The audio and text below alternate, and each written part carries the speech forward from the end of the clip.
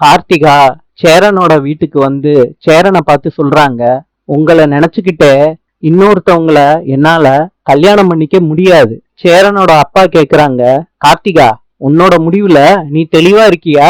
கார்த்திகா சொல்றாங்க, இனிமேட்டு நான் சேரன் மாமாவை விட்டுட்டு போமாட்டேன். சேரனோட அப்பா சொல்றாங்க, இங்கேயே இப்பவே கல்யாணம் நடக்கணும். சேரனை மாப்பிள்ள மாதிரி கூட்டிட்டு வாங்கடான்னு சொல்றாங்க. மத்த அண்ணன் தம்பிகளும் சேரனை மாப்பிள்ள மாதிரி கூட்டிட்டு வந்து நிக்க வைக்கிறாங்க கார்த்திகா முன்னாடி. சேரனோட அப்பா சொல்றாங்க, சேரா கட்றா தாலிய. சேரன் கார்த்திகா கழுத்துல தாலி கட்டும் போது சத்தம் கேக்குது. ரெண்டு பேரும் திரும்பி பாக்குறாங்க.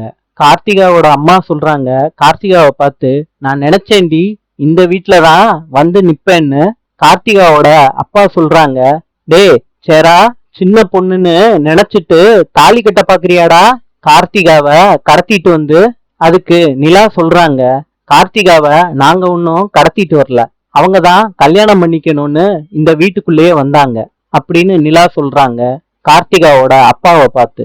கார்த்திகாவோட அம்மா அழுதுகிட்டே சொல்றாங்க கார்த்திகாவை பார்த்து, இப்படி 5க்கும் 10க்கும் கஷ்டப்படுற வீட்டுல நீ வாழ்க்கப்பட வேணாண்டி, நம்ம வீட்டுக்கு வாடி கார்த்திகா.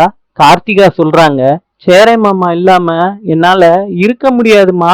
கார்த்திகாவோட அப்பா சேரனை பார்த்து சொல்றாங்க, தம்பி நீங்க ஃபர்ஸ்ட் ரூமுக்குள்ள வாங்க, உங்ககிட்ட பேசணும் தனியா. சேரனை கூட்டிட்டு போறாங்க கார்த்திகாவோட அப்பாவும் அம்மாவும். கார்த்திகாவோட அம்மா சேரனோட கால்லயே விழுகுறாங்க. சேரனால ஒத்துக்க முடியல, பெரியவங்க சின்ன பிள்ளை காலில் விழுகக்கூடாதுன்னு சொல்றாங்க சேரன். சேரனோட அம்மா சொல்றாங்க, என் கூட அனுப்பி வையா, நான் உன்னை கெஞ்சி கேட்டுக்கிறேன் அப்படின்னு சேரன் கிட்ட அழுதுகிட்டே சொல்றாங்க. நாளை சந்திப்போம்.